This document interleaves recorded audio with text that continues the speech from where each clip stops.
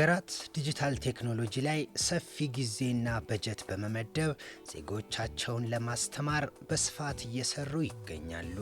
ኢትዮጵያም የዲጂታል 2025ን ትግበራ አገባዳ ወደ ዲጂታል 2030 በተሸጋገረችበት በዚህ ጊዜ የዜጎችን የዲጂታል እውቀት ለማሳደግ ከተጀመሩ ስራዎች መካከል አንዱ የ5 ሚሊዮን ኢትዮጵያውያን ኮደርስ ኢኒሼቲቭ ይገኝበታል።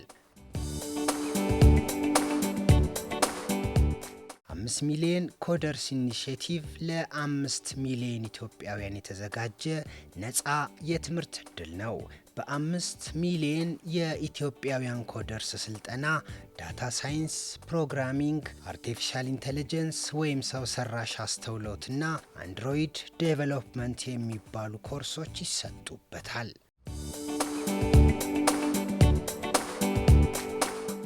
እንደ ሀገር ራስን በዲጂታል እውቀት ማብቃት ለነገ የማይባል ተግባር ነው።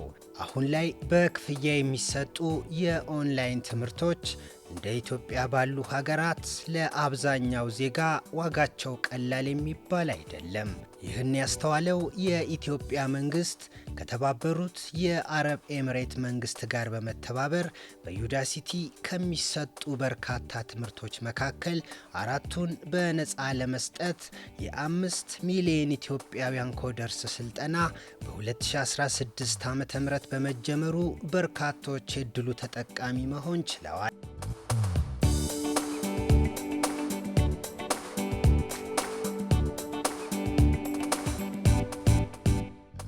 ኢትዮጵያ ውስጥ ላለ ለኢትዮጵያ ሲቲዝን ethiocoders.it የሚል ፖርታል ተዘጋጅቶ ማንኛውም ኢትዮጵያዊ የመንግስት ሰራተኛ ሊሆን ይችላል፣ ሌላ ፕራይቬትም ሰራተኛ ሊሆን ይችላል፣ ኤኒ ሰው ኢትዮጵያ ውስጥ ያለ ሰው ሬጂስተር እያደረገ ነው።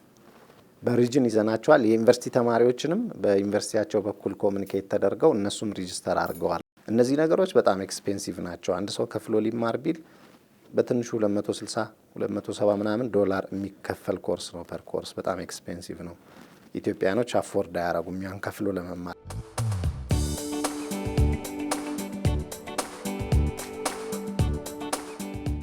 ኮርሶቹ የተዘጋጁት የቴክኖሎጂን አጠቃቀም ሰዎች በቀላሉ ቴክኖሎጂን እንዲጠቀሙ እንደ መመሪያ እንደ ጋይድላይን ሆነው ነው የተዘጋጁት።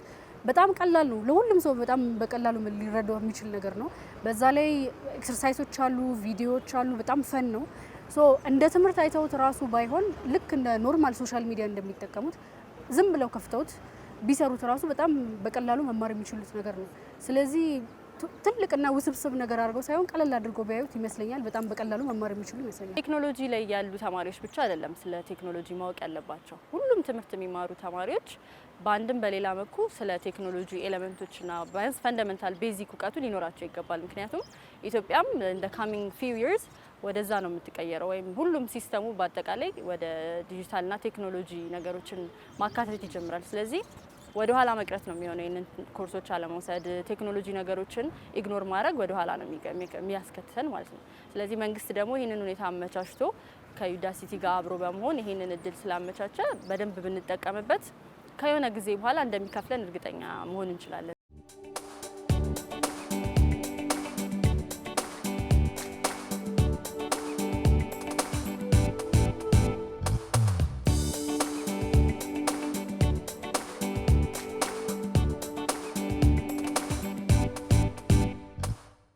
አሁን ትምህርት ቤት ያሉ ወጣቶች ነገ ከትምህርት ቤት በሚወጡበት ጊዜ የሚያገኙት ዓለም የተለየች ዓለም ነች። ምክንያቱም ድሮ በ100 ዓመት በ30 ዓመት በ20 ዓመት በ10 ዓመት ይመጣ የነበረው ለውጥ አሁን በ5 ዓመት በ2 ዓመት በ1 ዓመት እየመጣ በጣም በከፍተኛ ሁኔታ ደረጃ እየተለወጠ ነው የሚመጣው። ስለዚህ ለሚመጣው ለውጥ ራስን ማዘጋጀት ያስፈልጋል። 5 ሚሊዮን ኮደርስ ኢትዮጵያ ውስጥ እንፍጠር፣ ታለንት ላይ ኢንቨስት እናድርግ ብለን 2 ሚሊዮን ገደማ ማሳካታችን ሚራክል ነው። 2 ሚሊዮን ሰው በሚቀጥለው 3 ዓመት 2 ዓመት 5ቱን ካሳካን የብዙ አፍሪካ ሀገር ፖፑሌሽን 100% ሰው ዲጂታሊ የሆነ ነገር ማድረግ የሚችል ፈጠርን ማለት ነው።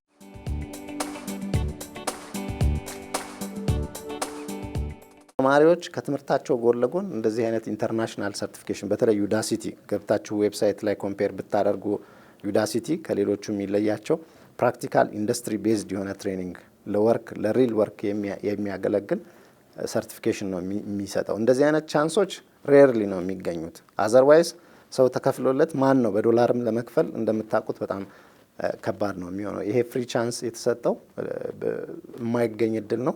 ሁሉም ተማሪ ይሄን እድል ተጠቅሞ ሰርቲፋይድ ቢሆን ስራ መፍጠር ወይ ስራ መቀጠር ኢዝሊ ለስራ መሆን ይችላልና ይሄ ትልቅ እድል ስለሆነ የኢትዮጵያ ተማሪዎች በተለይ ዩኒቨርሲቲ ላይ ያላችሁትና ግራጁዌት አድርጋችሁ አይቲ ፊልድ ላይ የምትገኙ ትልቅ ኦፖርቹኒቲ ነው።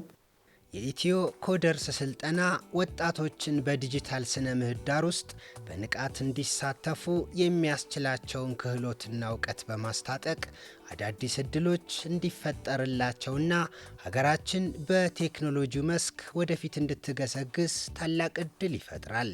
በመሆኑም የቀረበውን እድል ጊዜው ከመጠናቀቁ በፊት በፍጥነት መጠቀም ይገባል መልእክታችን ነው።